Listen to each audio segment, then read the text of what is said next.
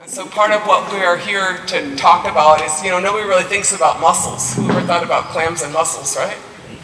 I mean, they're the little guys at the bottom, and they really can't go anywhere, right? And so that's why it's really important to not get any tar sands in the bottom of the river. Yeah. Right? We've been here for 7 weeks on the river. I think I've been here about that long. I'm probably beginning to look like that. I've been kind of going more feral every day.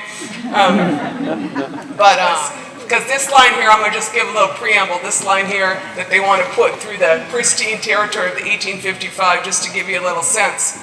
This territory here is the land that we know. The land that we know, and you can see that this is a good land that 1,000 years we live here, didn't have any problems. Is that a good way to put it? Yeah. You could still harvest the same rice from the same lake for 10,000 years. That's what you call a sustainable economy. Yeah. And as a matter of fact, you can collect maple syrup and maple sugar from a tree if you leave the forest standing, right? That's really the economy of this land. And then there are all these rivers full of fish. This is a good place to live, and all of this water, which is the cleanest water, then that's, so we live here a pretty long time in that good way. And what we watched on the river in the past 7 weeks is the impact of a drought, which we're all experiencing. And we also watched the impact of irrigation systems. And so a lot of us were awakened to the situation of this river, which is intended to be crossed 5 times by Enbridge. 5 times. And this is the bottom crossing. There's just keep going up. And it's kind of like rolling the dice. You know what I mean? That's kind of a scary thought. But we watched, as we was on the river, one day we watched the river go down 8 inches. And that was irrigation pumps.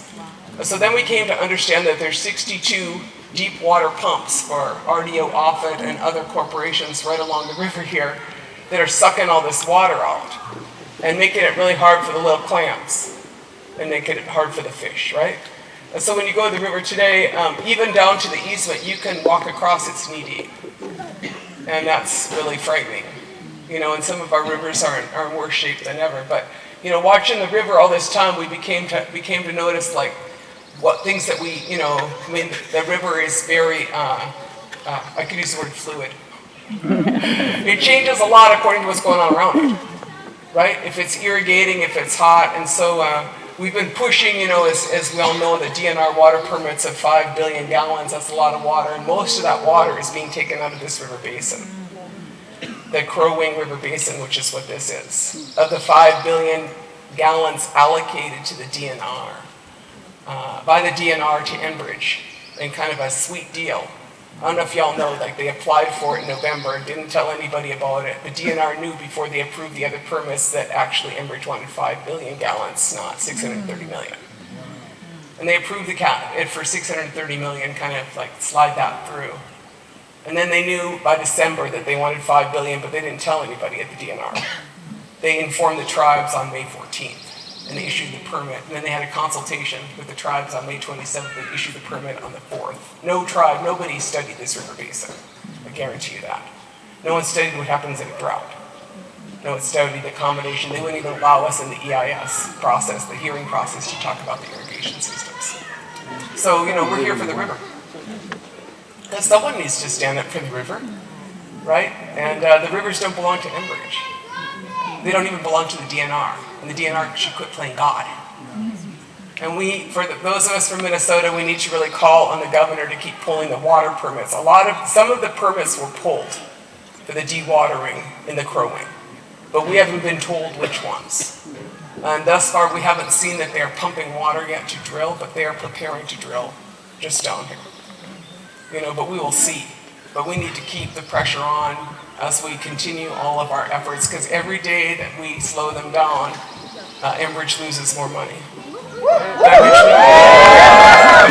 Every day we slow them down, the clams get another day.